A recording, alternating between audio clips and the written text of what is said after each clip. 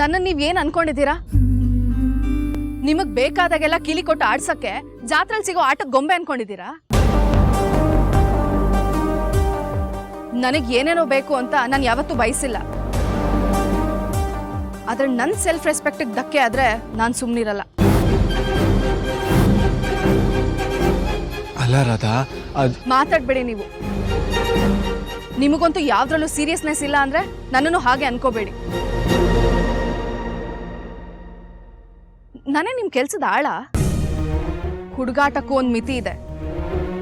ನಿಮಗ್ ಬೋರ್ ಆದಾಗ ನಾನು ಎಂಟರ್ಟೈನ್ ಮಾಡಕ್ಕೆ ನಾನೇನ್ ಜೋಕರ? ಇಲ್ಲ ರಾಧಾ, ಆತರ ಏನೂ ಇಲ್ಲ. ಮಾತಾಡ್ಬಿಡಿ ಅಂತ ಹೇಳ್ದೆ ತಾನೆ. ಲೈಫಲ್ಲಿ ಒಂದಿನ ಆದ್ರೂ ಸೀರಿಯಸ್ ಆಗಿರೋದ್ ಕಲ್ತ್ಕೊಳ್ಳಿ. ಇನ್ನೊಬ್ರು ಭಾವನೆಗೆ ಸ್ವಲ್ಪನಾದ್ರೂ ಸ್ಪಂದಿಸಿ. ಅದು ಬಿಟ್ಟು ಬೇಕಾಬಿಟ್ಟಿ ನಡ್ಕೋಬೇಡಿ. ಇದ್ದಕ್ಕಿದ್ದ ಹಾಗೆ ಕರ್ಕೊಂಡು ಹೋಗ್ತಾರೆ, ಏನು ಮಾತಾಡಲ್ಲ, ಹಾಗೆ ವಾಪಸ್ ಕರ್ಕೊಂಬಂದ್ ಬಿಡ್ತಾರೆ. ಲೂಸು. ರಾಧಾ ರಾಧಾ, ಛೇ,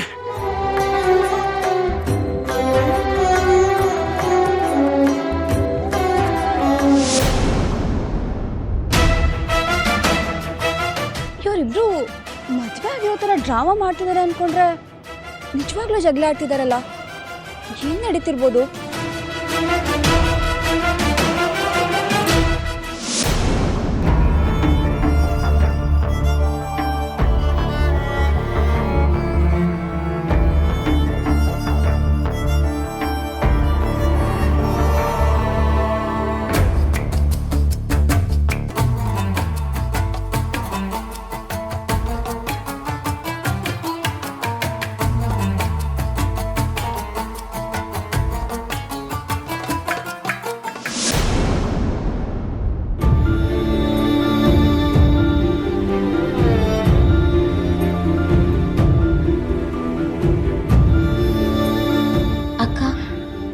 ಮದುವೆ ವಿಚಾರವಾಗಿ ಲಿಖಿತಾ, ನಿಂಗ್ ಮಾಡಕ್ ಬೇರೆ ಕೆಲಸ ಇಲ್ವಾ?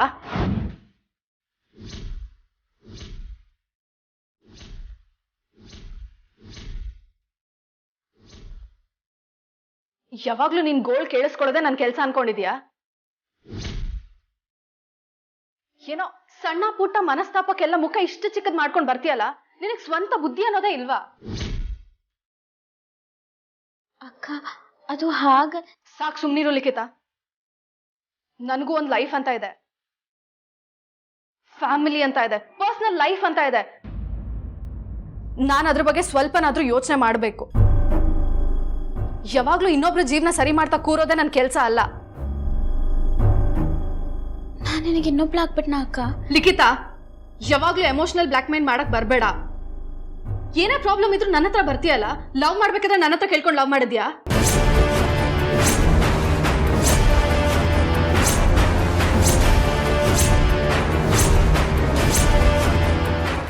ನೀವ್ ಮಾಡ್ಕೊಂಡಿರೋ ಎಡವಟ್ನ ನಾನ್ ನನ್ನ ತಲೆ ಮೇಲೆ ಹಾಕೊಂಡಿದ್ದೀನಿ.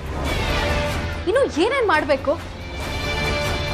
ಪ್ರತಿಯೊಂದನ್ನು ನಾನ್ ನಿನಗೆ ಹೇಳ್ಬೇಕು, ನಾನ್ ಸಮಾಧಾನ ಮಾಡ್ಬೇಕು, ನಾನ್ ಸರಿ ಮಾಡ್ಬೇಕು ಅನ್ನೋದು ನೀನ್ ಏನಕ್ಕಿದ್ಯಾ? ಅಕ್ಕ, ಲಿಖಿತಾ, ಅಲ್ಲಿ ನೋಡಿದ್ರೆ ಯಾವಾಗ್ಲೂ ನನ್ನ ವಿರುದ್ಧನೇ ನಿಂತಿದ್ದೆ. ಈಗ ಇಲ್ಲಿ ನೋಡಿದ್ರೆ ನನ್ ತಲೆ ತಿಂತಾ ಇದ್ಯಾ? ಎಲ್ಲಿ ಹೋದ್ರು ನನಗೆ ನಿನ್ನಿಂದ ಮಾತ್ರ ನೆಮ್ಮದಿ ಇಲ್ಲ ಅನ್ಸುತ್ತಲ್ವಾ? ಏನಾದ್ರೂ ಮಾಡ್ಕೊಂಡು ಹಾಳಾಗಿ ಹೋಗಿ ಅಂತ ನಾನು ಸುಮ್ಮನಿರ್ಬೇಕಿತ್ತು. ನಿನ್ನನ್ನು ಸೊಸೆ ಅಂತ ಒಪ್ಕೊಳ್ಳಿ ಅಂತ ಇಲ್ಲಿ ಕರ್ಕೊಂಬಂದು ನಾನು ತಪ್ಪು ಮಾಡಿದೆ ಅನಿಸ್ತಿದೆ.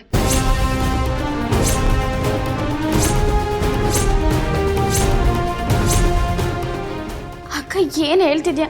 ಇಲ್ಲಿ ನನ್ನವರು ಅಂತ ನೀನೊಬ್ಳೆ ಅಲ್ವಾ ಇರೋದು? ನಿನಗೆ ನಾನಾದರೂ ಇದ್ದೀನಿ, ಆದರೆ ನನಗೆ ನನ್ನ ಸಮಸ್ಯೆಗಳನ್ನ ಸರಿ ಮಾಡೋದಕ್ಕೆ ನಿನ್ನಿಂದ ಆಗುತ್ತಾ? ಮದುವೆ ಮಾಡ್ಕೋಬೇಕಾದ್ರೆ ಇದ್ರ ಬಗ್ಗೆ ಯೋಚನೆ ಮಾಡಿಲ್ಲ ಅನ್ಸುತ್ತೆ ನೀನು. ನಿಜವಾಗ್ಲೂ ನಿನಗೆ ಆನಂದ್ ಅವ್ರ ಮೇಲೆ ಇಷ್ಟನೋ ಅಥವಾ ಅವ್ರ ಆಸ್ತಿ ಮೇಲೆ ಇಷ್ಟನೋ?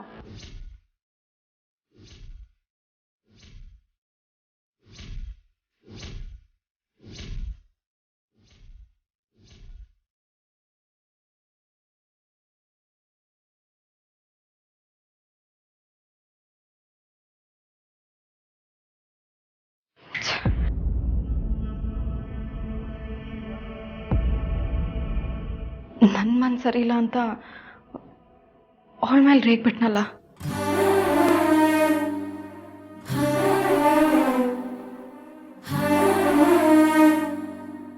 ಏನು ಹೇಳ್ತಿದ್ಯಾ ನಕ್ಷತ್ರ?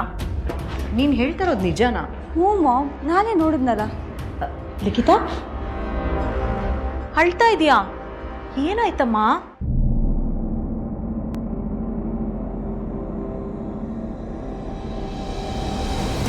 ಮಾಮ್, ಇವಳು ಅವ್ರ ಅಕ್ಕನ ರೂಮಿಂದ ಬರ್ತಿದ್ದಾಳೆ. ಅದು ಅಳ್ತಾ. ಅಂದಮೇಲೆ ಏನಾಗಿರುತ್ತೆ ಅಂತ ನೀನೇ ಯೋಚನೆ ಮಾಡು. ಸ್ವಂತ ತಂಗಿನ ನಡೆಸ್ಕೊಳ್ಳೋ ರೀತಿನ ಇದು? ತುಂಬ ಅನ್ಯಾಯ ನಕ್ಷತ್ರ. ಮಾಮ್, ಎಲ್ಲರೂ ಆ ರಾಧನ ತಲೆ ಮೇಲೆ ಹೊತ್ಕೊಂಡು ದೇವತೆ ಥರ ಮೆರೆಸ್ತಾರೆ. ಆದರೆ ಅವಳು ಎಂತವಳು ಅಂತ ಯಾರಿಗೂ ಗೊತ್ತಿಲ್ಲ. ಪಾಪ ಕಣೆ ಲಿಖಿತ, ನಿನ್ನ ನೋಡಿದ್ರೆ ತುಂಬ ಬೇಜಾರಾಗುತ್ತೆ. ನೋಡಿ, ಸುಮ್ಮನೆ ಸುಳ್ಳು ಸಿಂಪತಿ ತೋರ್ಸಕ್ಕೆ ಬರಬೇಡಿ. ನಿಮಗೆ ನನ್ನ ಮೇಲೆ ಯಾವ ಭಾವನೆ ಇದೆ ಅಂತ ನನಗೆ ಚೆನ್ನಾಗಿ ಗೊತ್ತು. ಲಿಖಿತ, ನೀನು ಸಡನ್ನಾಗಿ ಮನೆಗೆ ಬಂದಾಗ ನಮ್ಮೆಲ್ರಿಗೂ ಬೇಜಾರಾಗಿದ್ದು ನಿಜಾನೇ. ಸ್ವಲ್ಪ ನಿನ್ನ ಹತ್ರ ಕಾರವಾಗಿ ನಡ್ಕೊಂಡಿದ್ದು ನಿಜಾನೇ. ಆದರೆ ನಮಗೆ ಈಗೀಗ ಅರ್ಥ ಆಗ್ತಾ ಇದೆ ನೀನೆಷ್ಟು ಪಾಪದವಳು ಅಂತ. ಹೌದು ಲಿಖಿತ, ನಿಮ್ಮ ಅಕ್ಕಂಗಿರೋ ಕ್ರಿಮಿನಲ್ ಬುದ್ಧಿ ನಿಮಗಿಲ್ಲ. ಇಲ್ಲ, ನಮ್ಮ ಅಕ್ಕ ಒಳ್ಳೆಯವಳು. ನೋಡು ಮಾಮ್, ಹೆಂಗೆ ಬ್ರೈನ್ ವಾಶ್ ಮಾಡಿದ್ದಾಳೆ ಅಂತ. ಅಲ್ಲ, ನಿಮ್ಮ ಅಕ್ಕ ನಿನ್ನ ಹತ್ರ ಯಾಕೆ ಥರ ನಡ್ಕೋತಾಳೆ ಅಂತ ನನಗಂತೂ ಅರ್ಥ ಆಗ್ತಿಲ್ಲ. ಸಿಂಪಲ್ ನಕ್ಷತ್ರ, ಅವಳಿಗೆ ಈ ಮನೇಲಿ ತಾನೇ ಮೆರಿಬೇಕು ಅನ್ನೋ ಆಸೆ. ಈಗ ಇವಳು ಬಂದಿರೋದು ಇಷ್ಟ ಆಗ್ತಿಲ್ಲ. ಅದಕ್ಕೆ ಇವಳನ್ನ ಬೈತಾ ದೂರ್ತಾ ಬೇಜಾರು ಮಾಡ್ತಾ ಒಂಥರ ವಿಕೃತ ಸಂತೋಷ ಅನುಭವಿಸ್ತಾ ಇದ್ದಾಳೆ. ಅವಳಂತ ಕೇಳಿನ ಸುತ್ತಮುತ್ತ ಯಾವ ಏರಿಯಲ್ಲೂ ನಾನು ನೋಡಿಲ್ಲ ಬಿಡು. ಹ್ಞೂ ಮಾಮ್, ಮನೆಯವ್ರಿಗೆಲ್ಲ ತಾನೇ ಮದುವೆ ಮಾಡಿಸಿದೀನಿ ಅಂತ ಹೇಳಿ ಪಾಪ ಇವಳು ನೋಡು ಹೇಗೆ ಕಣ್ಣೀರು ಹಾಕಿಸ್ತಿದ್ದಾಳೆ ಅಂತ. ಕಣ್ಣೀರೇನು, ಕಣ್ಣಲ್ಲಿ ರಕ್ತನೇ ಬರ್ಸ್ತಾಳೆ. ಪಾಪಚ್ಚಿ ಥರ ಇರೋ ರಾಕ್ಷಸಿ ಅವಳು. ನೋಡು ಲಿಖಿತ, ನೀನು ಹೀಗೆ ಪೆದ್ದಿ ಥರ ಎಲ್ಲರೂ ಗೆಲ್ತೀನಿ ಅಂತ ಹೋದರೆ ನಿಮ್ಮ ಅಕ್ಕನೇ ನಿನ್ನನ್ನು ಹೊಸ್ಕಾಕ್ಬಿಡ್ತಾಳೆ. ಹುಷಾರು.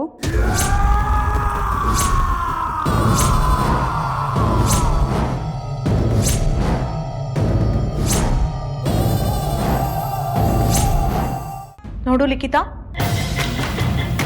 ನಿಮ್ಮ ಅಜ್ಜಿ ಮಾತನ್ನ ಕೇಳ್ಕೊಂಡು ಏನೋ ಆಗುತ್ತೆ ಅಂತ ಕಾಯ್ಕೊಂಡು ಕೂತ್ಕೊಂಡ್ರೆ ಲಾಭ ಇಲ್ಲಮ್ಮ. ಹ್ಞೂ ಲಿಖಿತ, ಇಲ್ಲಿರೋಕ್ಕೂ ಆಗದೆ ಹೋಗೋಕ್ಕೂ ಆಗದೆ ನರ್ಕ ಅನುಭವಿಸ್ಬೇಕಾಗತ್ತೆ. ಲಿಖಿತ, ನೋಡು ಕಂದ, ನೀನೇನು ದಡ್ಡಿ ಅಲ್ಲ. ಯಾವುದು ಸರಿ ಯಾವುದು ತಪ್ಪು ಅಂತ ನಿನಗೂ ಅರ್ಥ ಆಗುತ್ತೆ. ನೈಸಾಗಿ ಮಾತಾಡೋನ್ನ ನಂಬೇಡ. ಅದು ಅಕ್ಕನೇ ಆಗಿರ್ಬೋದು ಅಥವಾ ಅಜ್ಜಿನೇ ಆಗಿರ್ಬೋದು. ನಿನಗೂ ನಿನ್ನ ಜೀವನ ರೂಪಿಸ್ಕೊಳ್ಳೋಕೆ ಬರುತ್ತೆ. ಆದರೆ ನಿಮ್ಮ ಅಕ್ಕನ ಮುಂದೆ ತಲೆ ತಗ್ಸಿ ಅವಳ ಮಾತನ್ನ ಕೇಳ್ತಾ ಹೋದರೆ ಕೊನೆಗೆ ನಿನಗೆ ಸಿಗೋದು ಈ ಡೆಕೋರೇಷನ್ ಆಗಿರೋ ಚಿಪ್ಪೆ. ಹೌದು ಲಿಖಿತ, ಎಷ್ಟೇ ಆದರೂ ನಿಮ್ಮ ಅಕ್ಕ ಹಿರಿ ಸೊಸೆ, ನೀನು ಕಿರಿ ಸೊಸೆ. ನೀನು ಎಕ್ಸ್ಪೆಕ್ಟ್ ಮಾಡ್ದಂಗೆ ಇಲ್ಲಿ ನಿನ್ನ ವ್ಯಾಲ್ಯೂ ಅಷ್ಟಕ್ಕಷ್ಟೆ. ನೋಡು ಲಿಖಿತ, ನೀನು ಬೇಜಾರಲ್ಲಿದ್ದಾಗ ನಾವಿಬ್ಬರು ತುಂಬ ಮಾತಾಡಿ ಹರ್ಟ್ ಮಾಡಿದ್ವಿ ಅನ್ಸುತ್ತೆ. ನಿಮ್ಮ ಅಕ್ಕ ಏನು ಅಂತ ನಿನಗೂ ಚೆನ್ನಾಗಿ ಗೊತ್ತು. ಆ ಟೈಮಲ್ಲಿ ಹೇಗೆ ನಿರ್ಧಾರ ಮಾಡಬೇಕು ಅಂತನೂ ನಿನಗೆ ಗೊತ್ತಿರುತ್ತೆ. ನಾವಿಷ್ಟೊತ್ತು ಹೇಳಿದ್ದು ನಿನ್ನ ಕಿವಿಗೆ ಹತ್ತಿರದಲ್ಲೇ ಇರೋ ತಲೆಗೆ ಹೋಗಿದೆ ಅನ್ಕೋತೀನಿ. ಹುಷಾರು ಕಂದ.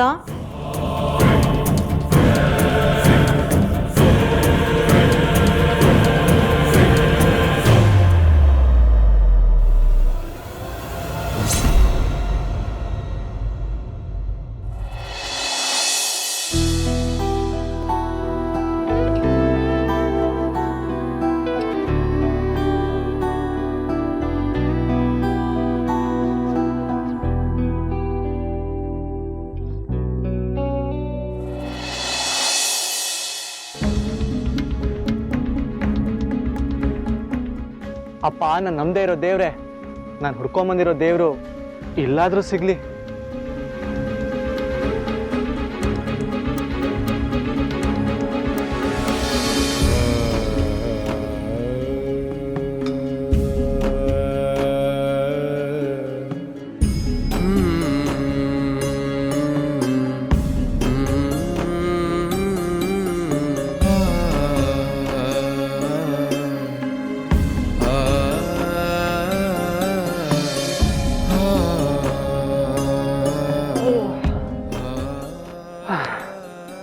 ಅಯ್ಯೋ, ಎಂಥ ಮುಟ್ಟಾಳ ನಾನು. ಅವ್ರ ಕಡೆ ಸರಿ ಸಿಕ್ಕಿದ 3 ದೇವಸ್ಥಾನಗಳಲ್ಲಿ 2 ದೇವಸ್ಥಾನ ಹುಡುಕಿದ್ದಾಯ್ತು, 2ರಲ್ಲೂ ಸಿಗಲಿಲ್ಲ. ಇದು ಕೊನೆಯದು, ಇಲ್ಲಾದರೂ ಸಿಗ್ರಿ. ರೀ ಸ್ವಾಮಿ, ಹೆವಿ ಟೆನ್ಷನಲ್ಲಿದ್ದೀನಿ, ಮೆಂಟ್ಲ್ ಆಗೋಗಿದ್ದೀನಿ. ಲೈಫಲ್ಲಿ ಯಾವ ವಿಚಾರಕ್ಕೂ ಇಷ್ಟೊಂದು ತಲೆ ಕೆಡ್ಸ್ಕೊಂಡಿರಲಿಲ್ಲ. ಪ್ಲೀಸ್ ಬನ್ನಿರಿ, ನಾನು ನಿಮ್ಮ ಹತ್ರ ಮಾತಾಡಬೇಕು. ಖುಷಿನೋ ಭಯನೋ ಟೆನ್ಷನ್ನೋ ಒಂದು ಅರ್ಥ ಆಗ್ತಿಲ್ಲ. ನೀವು ಬಂದು ನಿಮ್ಮ ಫಿಲಾಸಫಿನ ಕೂಯ್ದ್ರೆ ಅದ್ರ ನನಗೇನು ಅರ್ಥ ಆಗುತ್ತೋ ಅದನ್ನ ಇನ್ನೊಂದ್ಸರಿ ಯೋಚನೆ ಮಾಡಿ ಕ್ಲಾರಿಟಿ ತಗೊಳ್ತೀನಿ. ಪ್ಲೀಸ್ ಬನ್ನಿಪ್ಪ.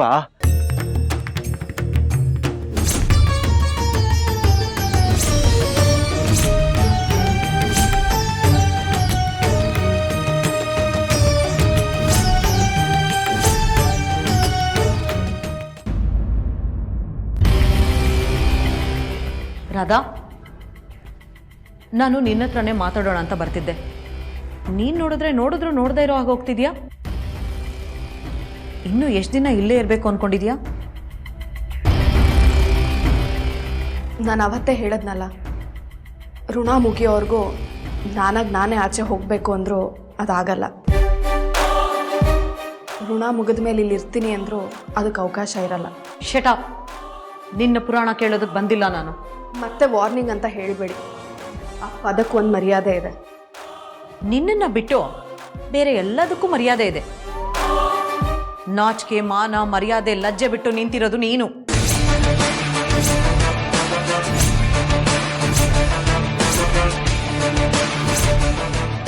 ಸರ್ಟಿಫಿಕೇಟ್ ಕೊಡೋರು ಮೊದಲು ಅವ್ರ ಕಾಲು ಬುಡ ಕ್ಲೀನ್ ಆಗಿದೆಯೋ ಇಲ್ವೋ ಅಂತ ಚೆಕ್ ಮಾಡ್ಕೊಳ್ಳೋದು ಒಳ್ಳೇದು.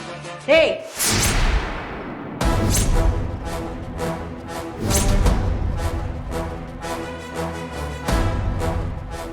ಮಾತಿಗೆ ಮಾತು ಬೆಳೆಸ್ಬೇಡ. ಇಲ್ಲಿಂದ ಆಚೆ ಹೋದ್ರೆ ನಿನಗೆ ಒಳ್ಳೇದು. ಇಷ್ಟಕ್ಕೂ ಇಲ್ಲಿದ್ದು ಏನು ಸಾಧಿಸ್ಬೇಕು ಅಂತ ಇದೆಯಾ? ಈ ಮನೇಲಿ ಸಂತೋಷ ಸಮಾಧಾನ ಎರಡೂ ಮತ್ತೆ ವಾಪಸ್ ಬರಬೇಕು ಅನ್ನೋದೇ ನನ್ನ ಆಸೆ. ಸಂತೋಷವಾಗಿರೋದಕ್ಕಿಂತ ದೊಡ್ಡ ಸಾಧನೆ ಬೇರೆ ಯಾವುದೂ ಇಲ್ಲ. ನೀನೊಬ್ಳೆ ಸಂತೋಷವಾಗಿದ್ದರೆ ಸಾಕ. ನಿನ್ನ ಬೆನ್ನಿಗೆ ಬಂದಿರೋ ತಂಗಿ ಕಣ್ಣೀರಲ್ಲೇ ಕೈ ತೊಳಿಬೇಕಾ? ಏನು ಹೇಳ್ತಾ ಇದ್ದೀರಾ ನೀವು? ನೋಡು ರಾಧಾ, ನೀನು ಈ ಮನೇಲಿ ಇದ್ದಷ್ಟು ದಿನ ನಿನ್ನ ತಂಗಿಗೆ ಕಷ್ಟ ತಪ್ಪಿದ್ದಲ್ಲ. ನಿನ್ನ ತಂಗಿ ಬಾಳಿಗೆ ನೀನೇ ದೊಡ್ಡ ಕಂಟಕ ಆಗಿದೀಯಾ. ನೋಡಿ ನೋಡಿ ನೋಡಿ, ನನ್ನ ಜೀವನನೇ ಬೇರೆ, ನನ್ನ ತಂಗಿ ಜೀವನನೇ ಬೇರೆ. ಎರಡನ್ನೂ ಕಂಪೇರ್ ಮಾಡಬೇಡಿ. ಅಬ್ಬಬ್ಬಬ್ಬಬ್ಬಬ್ಬ, ಕರ್ನಾಟಕದ ಮಿನುಗುತ್ತಾರೆ ಕಲ್ಪನಾನ, ಆ ಕಡೆ ಆಂಧ್ರದ ಮಹಾನಟಿ ಸಾವಿತ್ರಿಯನ್ನ ಇಬ್ಬರನ್ನು ಮಿಕ್ಸ್ ಮಾಡಿ ಆ್ಯಕ್ಟ್ ಮಾಡ್ತಿದ್ಯಲ್ಲೇ, ಬಹಳ ಬಾಗುಂದಿ. ಅಲ್ಲ, ತಂಗಿ ನರಳ್ತಾ ಇದ್ದಾಳೆ. ಅವಳ ಜೀವನ ಹಾಳಾಗೋದಕ್ಕೆ ನೀನೇ ಕಾರಣ ಅಂತ ಗೊತ್ತಿದ್ದು ನಿನ್ನ ಸ್ವಾರ್ಥದ ಬಗ್ಗೆನೇ ಯೋಚನೆ ಮಾಡ್ತಿದ್ಯಲ್ಲ. ನೀನು ಒಂದು ಅಕ್ಕನ.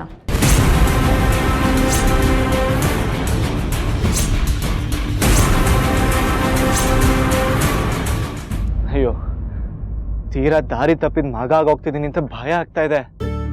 ಈಗೇನು ನೀವು ಬರಲ್ವಾ? ಸರಿ ಬಿಡಿ, ನೀವು ಬಂದು ಹೇಳ್ದೆ ಇದ್ರೆ ನನಗೇನು ಉತ್ತರ ಸಿಗದೇ ಇಲ್ವಾ? ಬೇಡ, ಹೋಗಿ. ಏ ಮಂಕ್ತಿಮ್ಮ,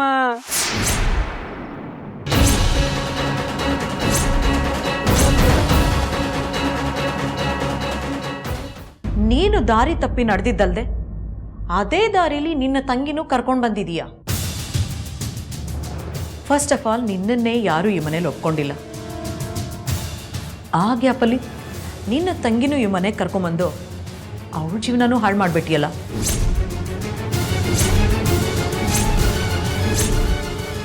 ನೀವು ಯಾಕೆ ನನ್ನ ಹಿಂದೆ ಬಿದ್ದಿದ್ದೀರಾ? ನೀವು ಈ ಥರ ಚುಚ್ಚು ಮಾತಾಡಿದ ತಕ್ಷಣ ನಾನು ಯಾವ ನಿರ್ಧಾರಕ್ಕೂ ಬರಲ್ಲ. ಏಯ್, ನಿಮ್ಮಿಬ್ಬರಿಂದ ನಮ್ಮ ಜೀವನದ ದಿಕ್ಕೇ ಬದಲಾಯಿತು. ನನ್ನ ಸಂತೋಷಕ್ಕೆ ಬೆಂಕಿ ಬಿತ್ತು.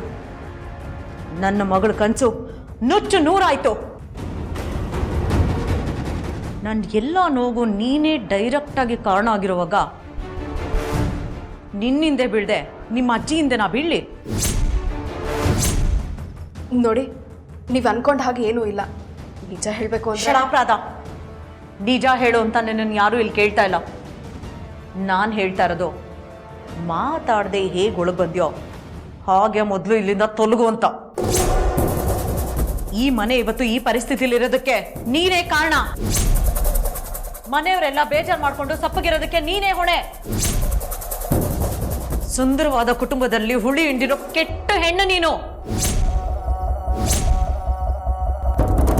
ಸ್ವಂತ ತಂಗಿನ ಎದುರುಗಡೆ ಇಟ್ಕೊಂಡು ದುರಾಸೆ ಪಡ್ತಿರೋ ಸ್ವಾರ್ಥಿ ನೀನು.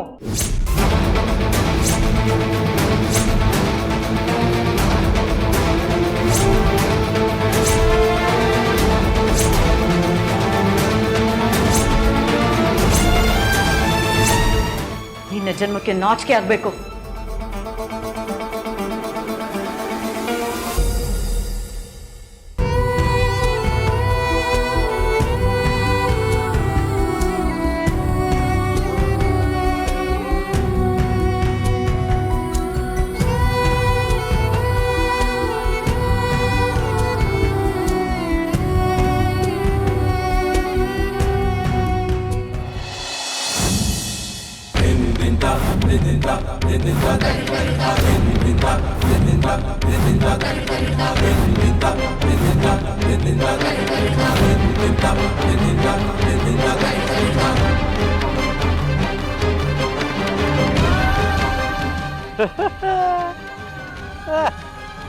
ಆಹಾ, ಸಮಾಜದಲ್ಲಿರೋ ಸಾಮಾನ್ಯ ಜನರ ಥರನೇ ಆಗೋದ್ರಲ್ಲ ಗುರುಗಳೇ ನೀವು ಬೈದ್ರೆ ನಾ ಬಗ್ಗೋದು. ರಾಗಿ ಮುದ್ದೆಯ ನುಂಗಿ ನಲಿದು ಬಾಳ್ವಾ ತನ್ಗೆ ಕಾಗೆ ಕದ್ದುಣುವ ಭಕ್ಷ್ಯಯವ ಕಂಡು ಕರುಬೆ ಬಾಗಿಸದಿರಾತ್ಮವನು ಮಂಕುತಿಮ್ಮ. ಪರಮಾತ್ಮನ ಹೊರತಾಗಿ ಈ ಆತ್ಮ ಯಾರಿಗೂ ಬಗ್ಗೋದಿಲ್ವೋ ಮಂಕ್ತಿಮ್ಮ. ಈಗ ಇಷ್ಟೊತ್ತು ರಿಕ್ವೆಸ್ಟ್ ಮಾಡ್ಕೊಂಡಾಗ ಬರಲಿಲ್ಲ. ನಿಮ್ಮ ಸವಾಸನೆ ಬೇಡ ಸಾಕು ಅಂತ ಹೊರಟಾಗಿ ಬಂದ್ಬಿಟ್ರೆ ನಿನ್ನೇನು ಹೇಳಬೇಕು?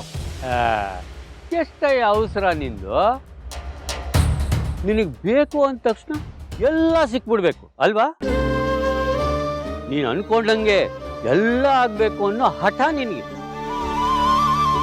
ಹೇಳಿದ್ದೆಲ್ಲ ಸಿಕ್ಬಿಡ್ಬೇಕು. ಪಡ್ಕೊಳಕ್ಕಿರೋ ಆತರ ಕಳ್ಕೊಳಕ್ ಯಾಕಿಲ್ಲ ನಿನಗೆ? ಎಲ್ಲರೂ ಹುಡ್ಕೋದ್ರಲ್ಲೇ ಖುಷಿ ಪಡೋದು. ಯಾರಾದರೂ ಕಳ್ದೋಗ್ಲಿ ಅಂತ ಆತರ ಪಡ್ತಾರ? ಕೆಲವೊಂದನ್ನ ಕಳ್ಕೊಂಡಾಗ್ಲೇ ಸಿಗಬೇಕಾದ್ದು ಸಿಗೋದು. ಇಲ್ಲಾಂದ್ರೆ ಸಿಕ್ಕಿರೋದ್ರಲ್ಲಿ ಸಂಭ್ರಮ ಇರೋದಿಲ್ವೋ ಮಂಕ್ತಿಮ್ಮ? ಇದು ನಿಜ ಇದ್ರೂ ಇರ್ಬೋದು, ಆದ್ರೆ ಸದ್ಯಕ್ಕೆ ನನ್ನ ಪರಿಸ್ಥಿತಿನೂ ಹಾಗೆ ಇದೆ. ಕಾಡಿ ಬೇಡಿ ಪಡ್ಕೊಂಡಿದ್ದನ್ನ ಆರಾಧನೆ ಮಾಡೋ ಬುದ್ಧಿನೂ ಇಲ್ವಲ್ಲಯ್ಯ ನಿನ್ಗೆ. ಏನು ಸಿಕ್ಕಿದ್ರು ಸಮಾಧಾನ ಇಲ್ಲದೆ ಇರೋ ಅತೃಪ್ತಿ ಒಳ್ಳೇದಲ್ವೋ? ಸಂತೋಷನೇ ನಿಜವಾದ ಸಾಧನೆ ಕಣಪ್ಪ. ಅದನ್ನ ಅನುಭವಿಸ್ಬಿಡ್ಬೇಕು. ನಿಮಗೆ ಲೋಕಜ್ಞಾನ ಇದೆ, ಎಲ್ಲ ಅರ್ಥ ಆಗುತ್ತೆ. ಹಿಂದಿಂದು ಮುಂದಿಂದು ಎಲ್ಲ ತಿಳ್ಕೊಂಡಿದ್ದೀರಾ, ಅದಕ್ಕೆ ಹೀಗೆ ಮಾತಾಡ್ತೀರಾ. ನಾನು ಹಾಗಲ್ವೇ? ನಾನು ಜ್ಞಾನಿ ಅಲ್ಲ, ತೀರಾ ತೀರಾ ಕಾಮನ್ ಮ್ಯಾನ್. ನಮ್ಮ ಸ್ಥಿತಿ ಬೇರೆನೇ ಇದೆ. ಏನಿದೆ? ನಾನು ಇಷ್ಟು ದಿನ ಯಾರನ್ನ ಹುಡುಕ್ತಿದ್ನೋ ಅವಳು ನನಗೆ ಸಿಕ್ಕಿದ್ಲು.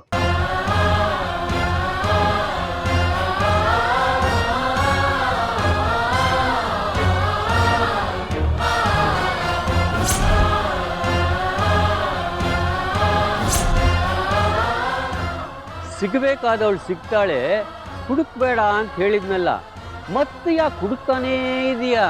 ಇಲ್ಲ, ಅವಳು ಹುಡುಕುವಾಗ ಸಿಗ್ಲಿಲ್ಲ, ಅಚಾನಕ್ಕಾಗಿ ಸಿಕ್ಕಿದ್ದು. ಅಷ್ಟಕ್ಕೂ ಅವಳು ಬೇರೆ ಯಾರೂ ಅಲ್ಲ, ಅವಳು ನನ್ನ ಹೆಂಡ್ತಿನೇ. ನೀನು ಹುಡುಕ್ತಾ ಇದ್ದಿದ್ದು ನಿನ್ನ ಹೆಂಡತಿನೇ ಅಲ್ವೇನೋ ಮಂಕ್ತಿಮ್ಮ. ಅಯ್ಯಯ್ಯೋ ಗುರುಗಳೇ, ಅದು ಹಾಗಲ್ಲ. ನಾನು ಚಿಕ್ಕ ವಯಸ್ಸಲ್ಲಿ ಮದ್ವೆ ಆಗಿದ್ದ ಹುಡುಗಿನೇ ಈಗ ಮತ್ತೆ ಮದ್ವೆ ಆದೆ. ಆದ್ರೆ ಅವಳೇ ಇವಳು ಅಂತ ನನಗೆ ಗೊತ್ತಿರ್ಲಿಲ್ಲ. ಆದ್ರೆ ಈಗ ಗೊತ್ತಾಗಿದೆ, ನಾನು ನನ್ನ ಹೆಂಡತಿನೇ ಮತ್ತೆ ಮದ್ವೆ ಆಗಿದ್ದೀನಿ. ನಿಂದು ಬರೀ ಭ್ರಮೆ.